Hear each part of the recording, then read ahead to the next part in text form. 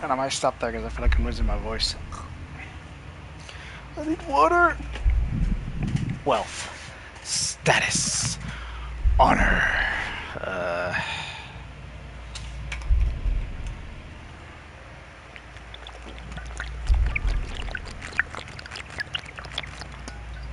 I'm gonna finish it. None of these mean anything to me. Ooh, we're in agreement. All I want is a peaceful life. To put worry behind me. To stay calm and serene. To be free of worldly concerns. Free at any cost.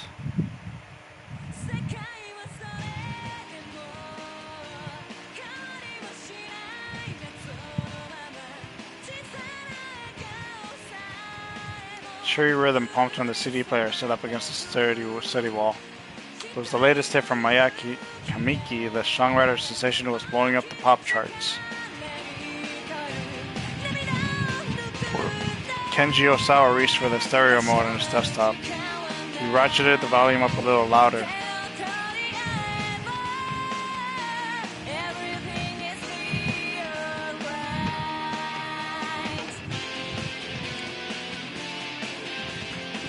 He looked like the sort of man who'd be more interested in classical music, but in fact he was a huge fan of the girl rock popular with middle schoolers. Closing his eyes, he swayed back and forth in time with the music, humming his favorite lyrics under his breath, but his movements faltered. It's no use. Aya's voice usually soothed whatever ailed him, but today even she couldn't help. Today, Osawa was a complete wreck in both body and mind. Whoa. Mounds of paperwork were scattered across the desktop in his study. All of it about viruses and vaccines. It had only been a week since he'd returned from a business trip to his company's branch office in the US. He was slated to go back in another week's time. It was a truly staggering amount of work he needed to get through while he was at home. He picked up one of the papers, glanced at it aimlessly, and tossed it back onto the desk. Slumping back in his chair, he uttered a long, deep sigh. He was in no mental state to work right now. A faint knock at the door barely roused him from his torpor. Director, may I come in? It was his vice director, Mamoru Tanaka. Sure, the door's open. Oh, I thought it was a girl. Tanaka came into the study. I know it's not a great time, but Osawa could barely make out his words. He tapped the remote, lowering the volume of the music. Tanaka continued apologetically. A call came in from the lab. They're hoping for a response to the email they sent yesterday. Sure, they don't need it today. Apparently they do need an answer as soon as possible, sir. I did ask them to give you some more time, but I see, Osawa said wearily. Alright then. Tanaka dipped his head slightly and stepped out of the room.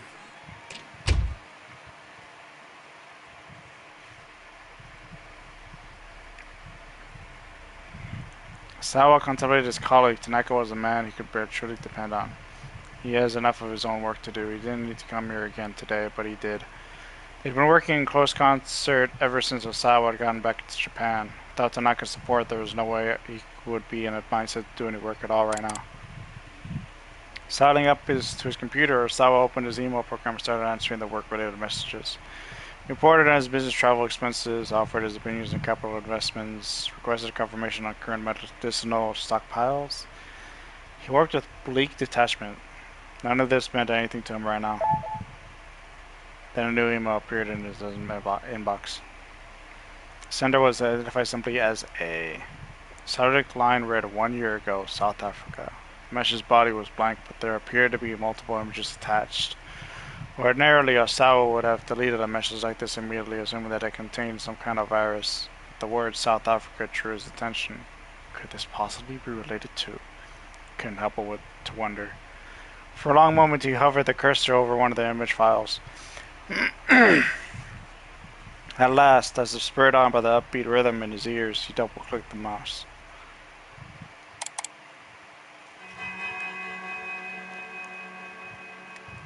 What is this? The grainy photograph showed a large room with a dozen or so people laid out in beds. It appeared to be some sort of medical ward. Osawa felt a strange flutter in his chest.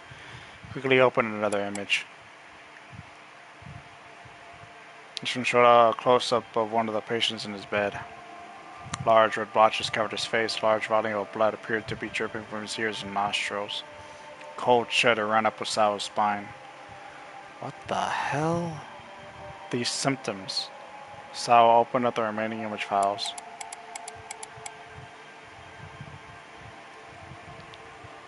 Each new picture showed another of the patients. They all appeared to be teetering on the brink of death. There was no doubt about it. These people were infected with the UA virus. UA virus 1. UA virus belongs to family Filoviridae, genus Ehrlichia virus. It is a member of the same family as the Ebola virus and causes UA virus fulminant hemorrhagic fever. It is capable of airborne transmission. Great. Although an infected individual cannot pass on the infection before symptoms manifest. The U.S. Centers for Disease Control and Prevention (CDC) have assigned the virus to Risk Group 4, their classification for the most dangerous infectious agents. But how? Questions tumbled through Osawa's mind. His fingers tapped out a quick message. He doubted he got a response, but he might as well try. Who are you? Where are these images from?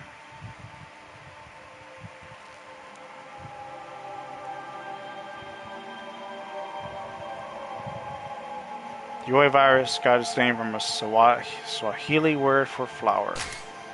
UA virus 2. The virus is roughly 90 nanometers to 110 nanometers in diameter and 500 nanometers to 700 nanometers long. Because of its pronounced sickle-like shape, it is sometimes known as the sickle of death. It possesses a viral envelope, the surface of which is coated with spike-shaped protein protuberances. 1 nanometer is 1/1000th of a meter. 1/1000th of a meter. Damn. Supposedly, this was based on the fact that the propagated form of the virus resembled the petals of a flower. Despite the flowery name, however, the disease was anything but pretty. UA didn't just mean flower, it also meant to kill. And as the name suggested, the virus had a mortality rate of 100% in those that managed to infect. Because most details regarding the UA virus have been suppressed, cases of UA infection are largely unknown to the world at large. Because all patients known to be infected with the virus on official record have died within a short time frame, the mortality rate is given as 100%. As the incidence of known cases grows, the number may drop below 100%, but the mortality rate will likely remain extraordinarily high.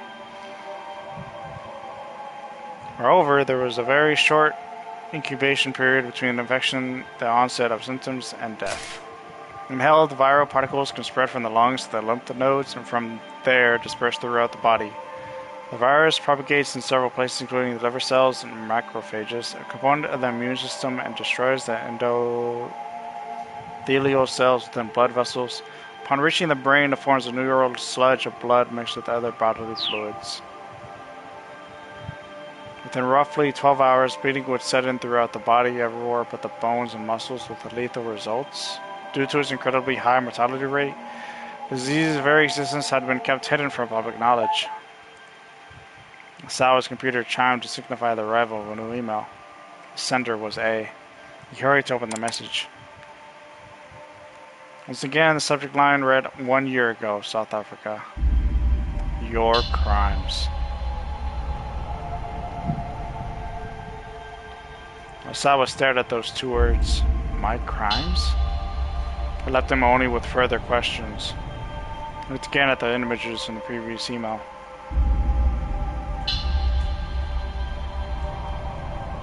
What makes any of this my crimes? You could see that the patient's bleeding was severe.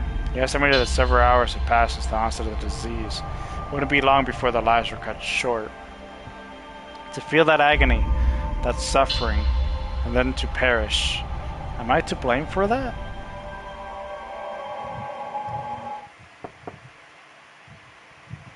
Another faint knock came at the door. Darling, do you have a moment? It was his wife, I. Yes, come in. Give me just a second. Osawa already closed the mail program. Oh, yeah, that one. Give me just a second. Osawa already closed the mail program. Even if this was nothing more than some sick prank, it wasn't anything you wanted his family to see. Especially not at A. Alright, come in. Oh, she does not look happy. But Osawa turned to see that I had already led herself into the study. The sharp sting of her perfume had made him scrunch up his face for a moment. Have you reconsidered the whole America thing? She asked. This again, Osawa thought solemnly to himself. Please, he said, can we not discuss this right now? If not now, then when? You know this isn't a decision just to make on your own. On his latest business trip, a major American pharmaceutical firm had attempted to headhunt him, asking him to join them and be among the top researchers in the world. Is it Umbrella? The money and prestige held no interest for him, and he was reluctant to turn his back on Acacia Pharmaceutical after his many years of service. Pharmaceutical company for which Kenji Osawa works, it is a major corporation with a solid sales network both domestically and internationally, and an annual turnover of 1 trillion yen. It holds patents for several medications that are in demand worldwide and is influential at the Ministry of Health, Labor and Welfare, and other political institutions. The company employs roughly 7,000 people, including 600 researchers.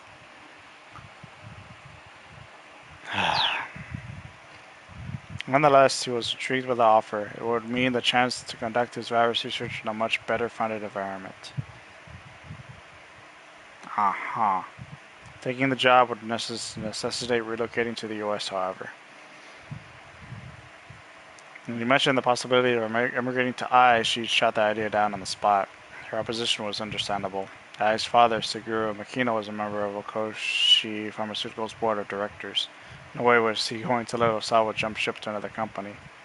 Darling, please? I drew in closer to him. Think about it from my perspective. If you leave for America, what am I supposed to tell my father? He got so used to it, that grating whine of hers.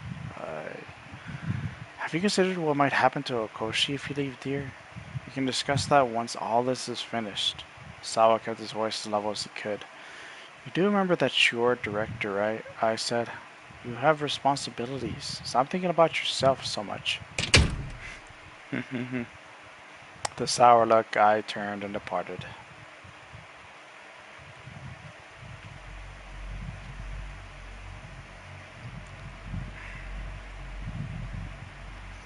Well, he had known that moving to America would never be a simple matter, regardless of what his wife thought about it. There was another reason, however, the antiviral agent that he had developed at Okoshi. Therapeutic drug used to treat viral infections. Examples include the drugs used against influenza and HIV. These treatments do not eliminate the infection, rather they simply inhibit the development of the disease. There are still many issues with such drugs, including the risk that the treated viruses possess or develop a resistance that makes the treatment ineffective. Academic institutions and pharmaceutical companies worldwide devote tremendous resources to further advancing the field of antiviral medicine. After the UO virus was discovered, infectious disease research facilities worldwide had thrown themselves in top secret effort to develop a vaccine. Vaccines function by safely introducing a harmless or attenuated version of a virus or other pathogen into the human body. This triggers the body to produce antibodies against the pathogen, making it difficult for the dangerous version to take hold. Makino had ordered Osawa to work on creating an antiviral agent, not a vaccine.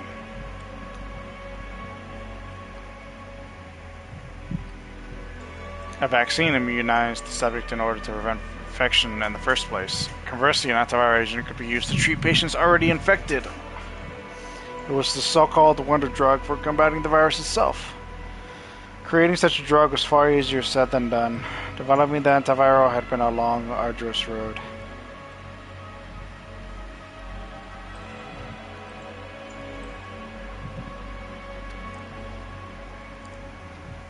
Only after years of research had Osawa's team succeeded in identifying a substance that might qualify as an antiviral agent for UA.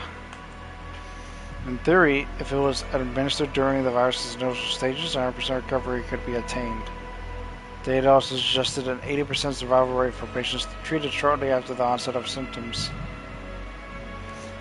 There was a fatal flaw with the new antiviral agent. Side effects on the body were unusually potent. If it was administered in amounts beyond a certain threshold, it was linked to life-threatening complications. For a time, the research was at an impasse. It had seemed that the drug had to be administered in high volume to combat the explosive propagation of the UO virus. But then Osawa had received some fortuitous news. Koshi Pharmaceuticals' nanotechnology branch had engineered a cutting-edge device known as the DDES. Nanotechnology. Technology created and or operated on an extremely small scale, often measured in nanometers. There are 1 billion nanometers in a meter. Some nanotech devices are literally regulated on the atomic level. The possibilities are ever-expanding in practical fields such as medicine and materials science. The United States is among the world leaders in the push for research and development. DDS. Acronym for Drug Delivery System. Such a system administers ultra-microscopic drug capsules to a targeted area of the body. Osawa had jumped on it immediately by administering his antiviral agent with the nanotech DS. He was able to use smaller amounts of the drug to squash the UL virus with precision. Because the DDS can be used to deliver a drug with pinpoint precision only where it is needed, it can greatly reduce the side effects of even very potent drugs. The DDS developed by Okoshi Pharmaceutical utilizes advanced high-tech polymers which ensure that the capsules containing the drug are fully broken down and eliminated from the body roughly 1 week after administration.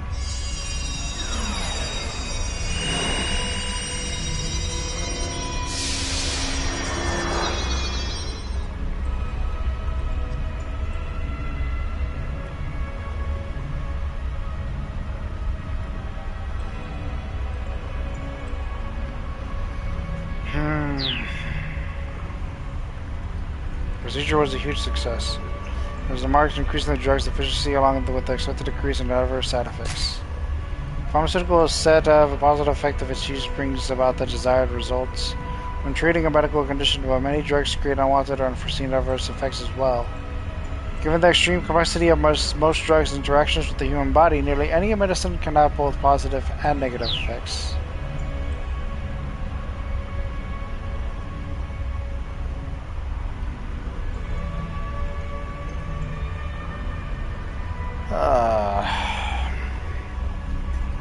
The effects had been confirmed via animal testing on animals, and now antiviral was ready for the final development stages, clinical trials on humans.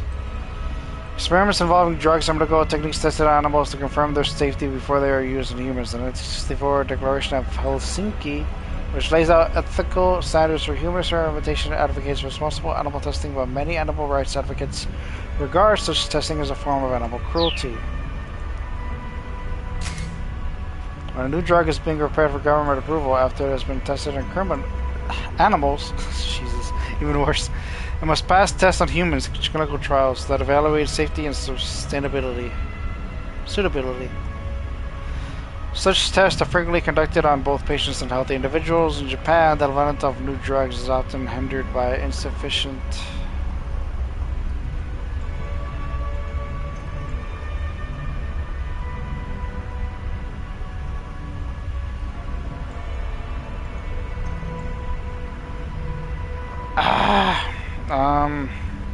tests on human clinical trials that evaluate safety and suitability. Such tests are frequently conducted on both patients and healthy individuals. In Japan, the development of new drugs is often hindered by insufficient legal infrastructure for conducting clinical trials, resulting in a smaller knowledge base and fewer opportunities for testing. But the very existence of this new wonder drug was still a secret. No doubt Okoshi's leadership would be reluctant to see Osawa, the drug's lead researcher, be transferred to another company. Still wasn't completely outside the realm of possibility. Once the antiviral was out of development and announced to the public, Osawa would be free and clear. For that very reason, he was loath to cause any friction over the drug right now. His anxiety only magnified his concern about the email he just received.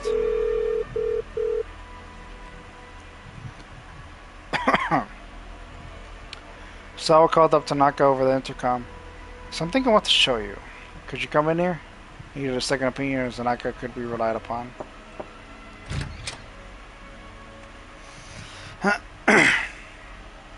Osawa opened the door for the moment Tanaka knocked. He looked around before ushering his vice director inside.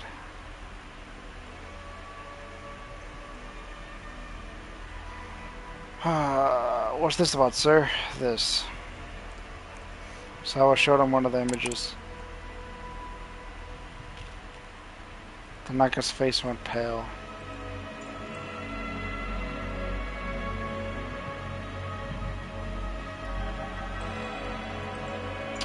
Can't be. So I can clearly recognize the symptoms of the UO virus. Any idea what this is about? Osawa asked. No, sir. These images were just emailed to me. The subject line says 1 year ago, South Africa.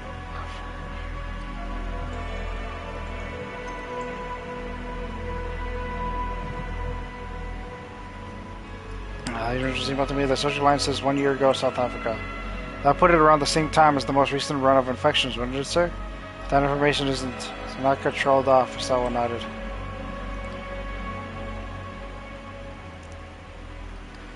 The thing I don't understand is why these images.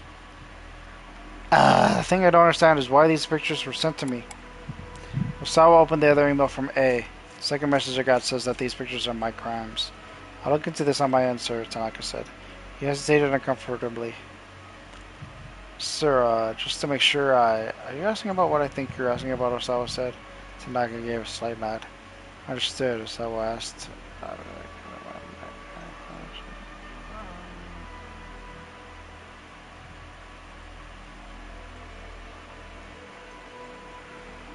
Understood, Osawa said. Don't worry. I won't trouble you.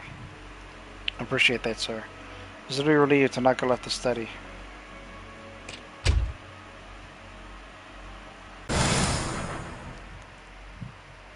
Osawa brought up a folder marked UO virus on the screen.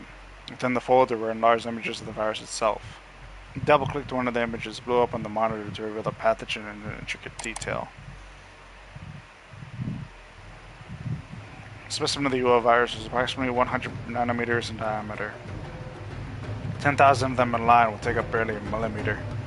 But a single tiny variant upon entering the human body could become 2,000 in an hour. That speed of multiplication was nothing short of astonishing. Even the Ebola virus had a typical incubation period of 7 days or so before infectees developed symptoms.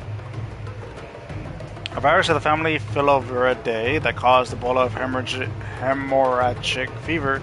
Currently 5 characterized species are known: Thai forest, Sudan, Reston, Zaire, and Bundi Bugio.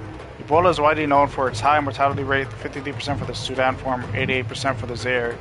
But the Reston variety discovered in monkeys had been brought into the US and displayed no pathogenicity in humans.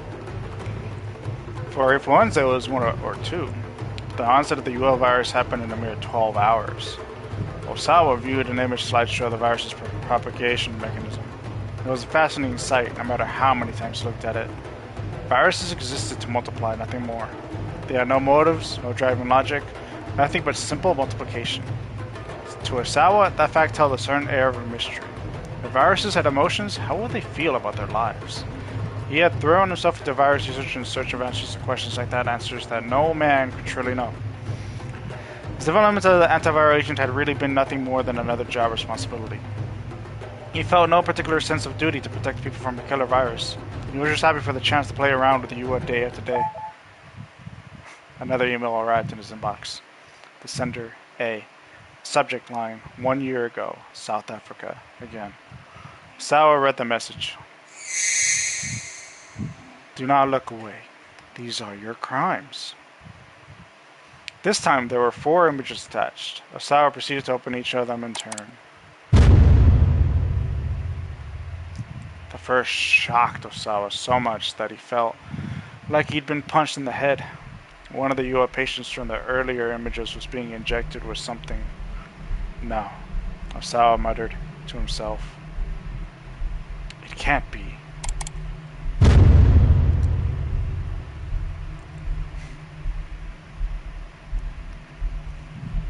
Second image showed one of the infected hunched over in pain, vomiting up blood.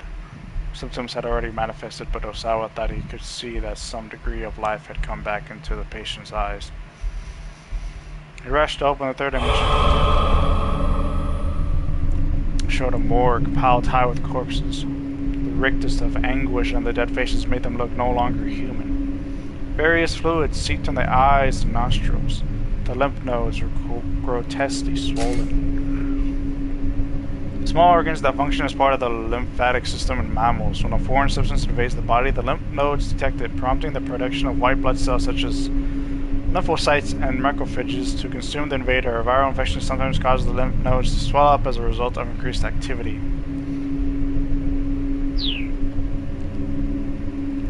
Her hospital bed stained with massive amounts of blood and gastric fluids. Next came the fourth and final image.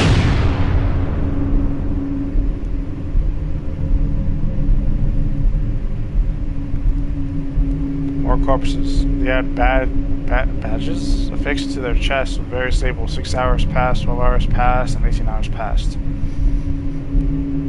It looks as if someone had been attempting to live trials with the antiviral agent. Osawa didn't consider the antiviral agent ready for release, but that was because his team hadn't conducted clinical trials in humans yet. And there was a good reason why such trials hadn't been conducted. There was no way to test the efficacy of the drug without an infected patient. To run a proper clinical test, someone would first need to be infected with the UO virus. No matter how effective animal testing had been, if the drug proved ineffective on humans, that person would have a guaranteed death sentence. It was unthinkable to run trials that involved such a deadly risk. And yet, as he looked over the images again and again, Osawa became certain. Without his knowledge, someone, presumably someone from Okoshi Pharmaceutical, had conducted human testing with the antiviral agent. The time markers on the corpses in the fourth image were surely there to mark the time elapsed since the onset of symptoms. A thorough trial would test the drug's effectiveness in those time frames. Osawa slammed his fist on the desk in rage. This was nothing short of vile human experimentation in the guise of clinical testing. The people responsible could not be allowed to get away with this. There was only one person Osawa could trust to keep this under wraps, his boss, Makino. He reached for his phone to call Makino, but he stopped short as soon as he picked up the receiver. He knew he was in no state of mind to have a calm, reasoned conversation right now. Turning to the CD player, put on Aya Kamiki's latest album.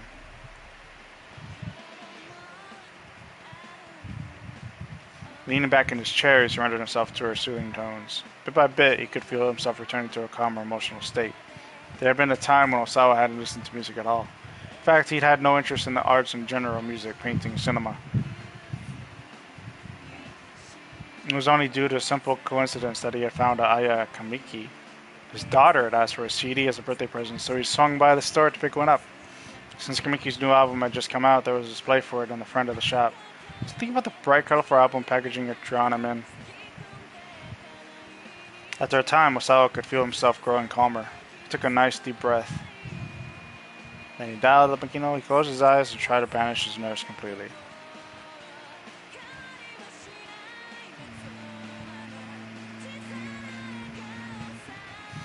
First he took a nice deep breath, then he closed his eyes and tried to banish his nerves completely. Inclining his head toward the music, he could feel the melody pervade his body.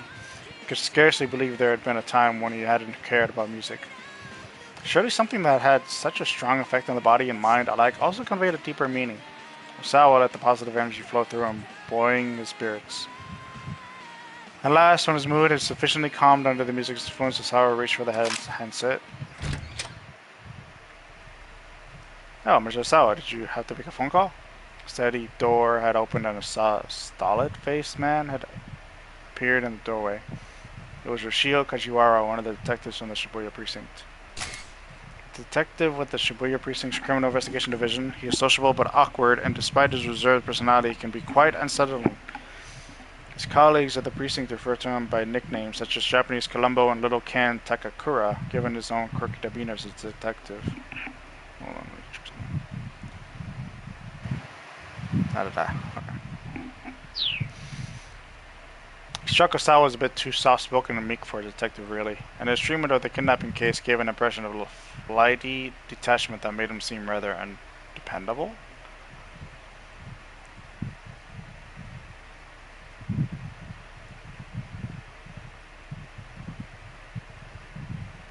No, it's nothing important. Osawa drew his hand back from the phone.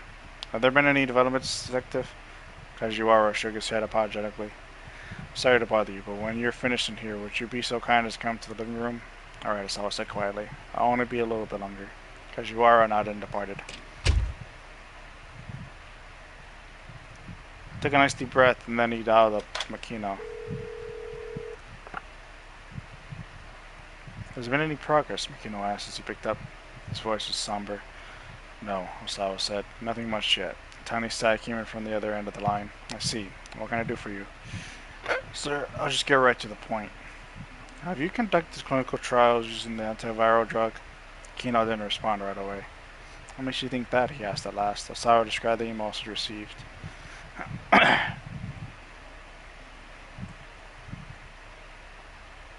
When he finished, Makino let out his breath in surprise. Not over the phone, he said. We'll discuss this in person. I'll head over to your place when I'm done here. As soon as possible, sir. As soon as I can manage, Makino said. I'm not the only person who's busy. With that, Makino hung up. There was no doubt about it. Then, there had been human testing. Osawa went to let Tanaka know he'd be meeting with Makino.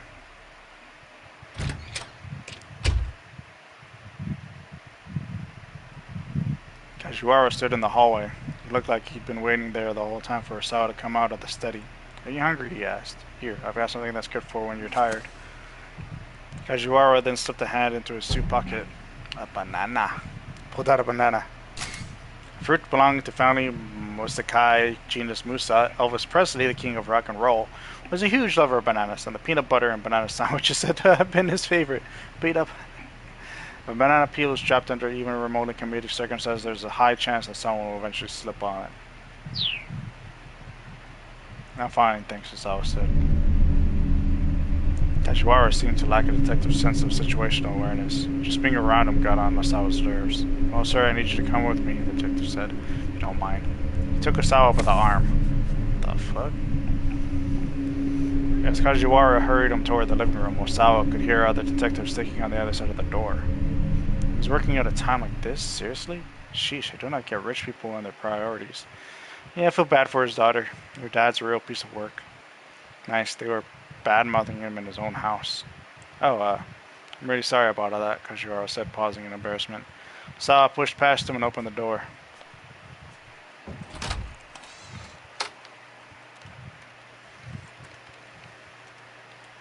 A number of police detectives had holed up in the living room.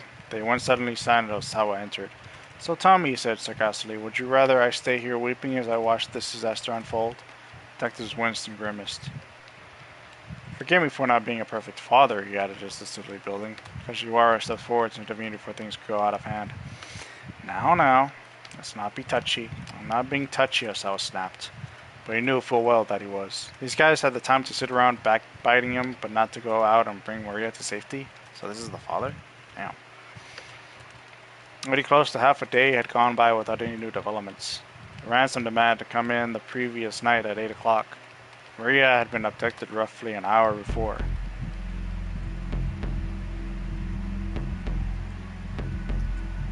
Tomorrow, 10 a.m. by a Chico in Shibuya. Have the sister Hitomi bring 50 million yen. If not, the girl's life is forfeit. The kidnapper called only once, so the police were unable to run a trace. I'll do it, Hitomi said. Anything for my sister. She didn't hesitate in the slightest at the suggestion that she make the ransom handoff. Osawa was staunchly opposed to the idea, but the police were of the opinion that it was better to acquiesce to the kidnapper's demands.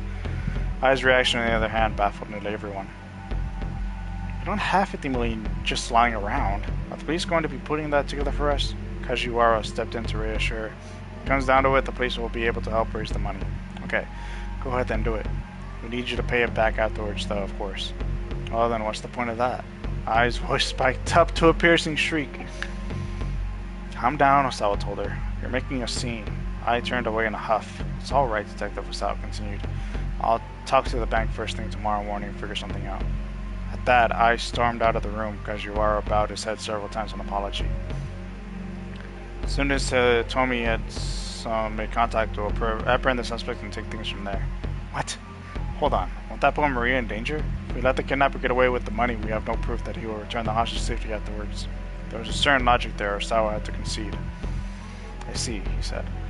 So you're saying that catching this guy will be easier for you if he keeps my daughter hostage? No, that's not what I was implying at all. Kajiwara wiped the sweat off his brow and bowed profusely. At least I promise we'll get your daughter back, safe and sound, Mr. Osawa. Obviously, there was nothing to be gained from further challenging the detectives. Alright then. I'll let the police do their job. Osawa bowed even lower than Kajiwara had.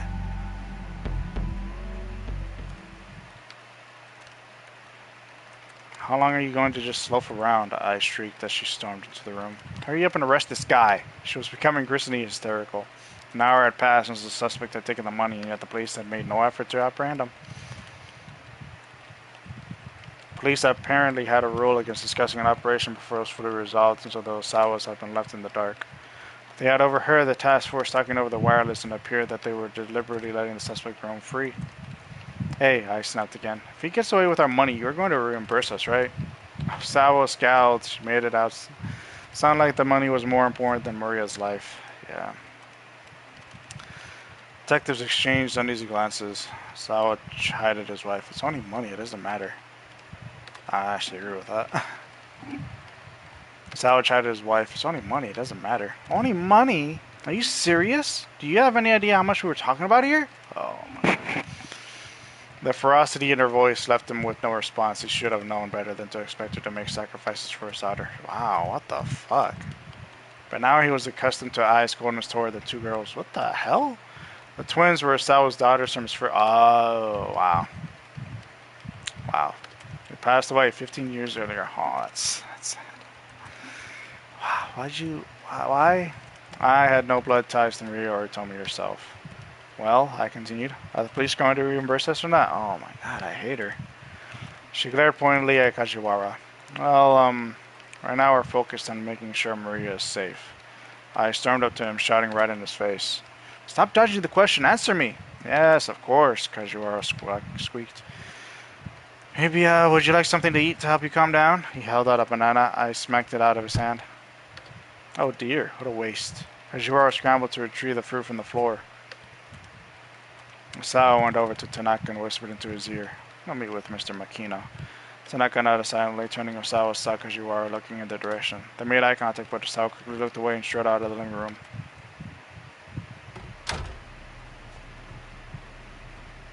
Kajiwara followed after him. Excuse me, Mr. Osawa.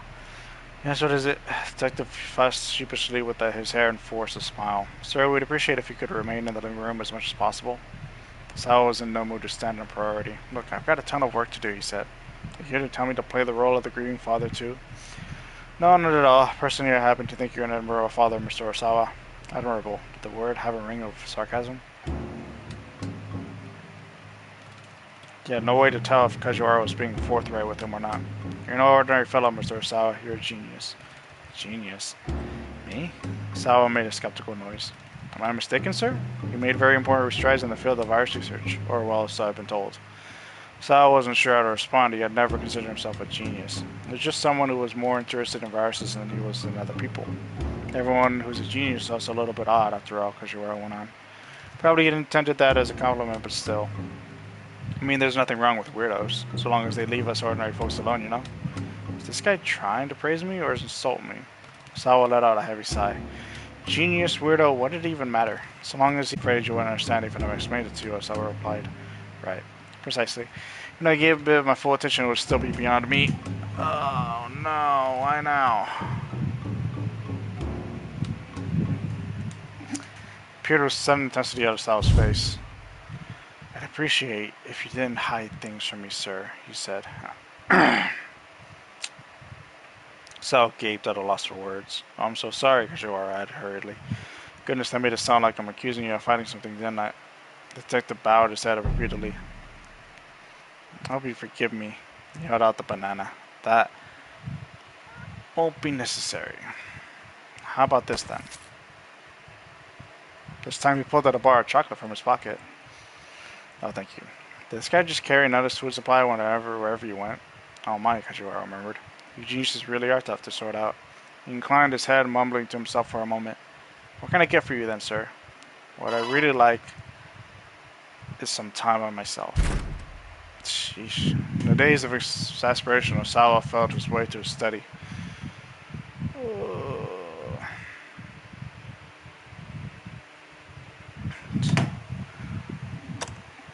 Locking the door, he finally let out the breath he'd been holding. Then his eyes lighted on the bookshelf against the wall.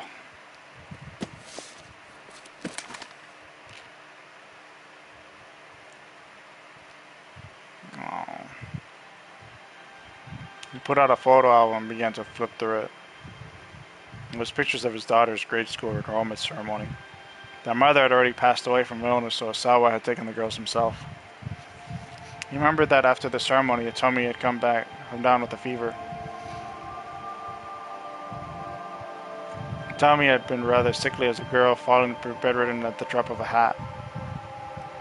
Maria, by contrast, had been lively and energetic, quite the handful. Osawa had found it remarkable that their personalities could be so different despite them being twins. He flipped further into the album. It was a picture of the three of them at their grade school graduation. Maria was looking away from the camera. Osawa felt like someone had stabbed a dagger in his heart. His daughters or virology. Which truly concerned him more? Which did he truly love? It was ridiculous to try to compare the two. He'd known the answer before he even asked himself. Even so, human emotions are complicated and sometimes made people act inconsistently. One of the consequences of that was this photo album. This was the last photo he had of Maria. He searched and searched through the rest of the album, but she was nowhere else to be found.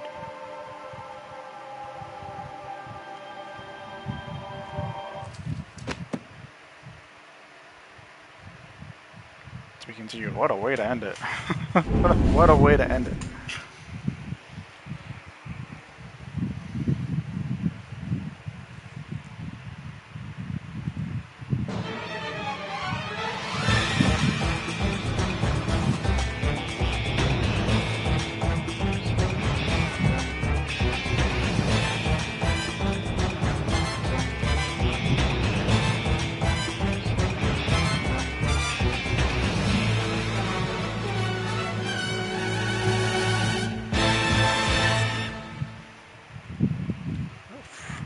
Cat's out of the bag.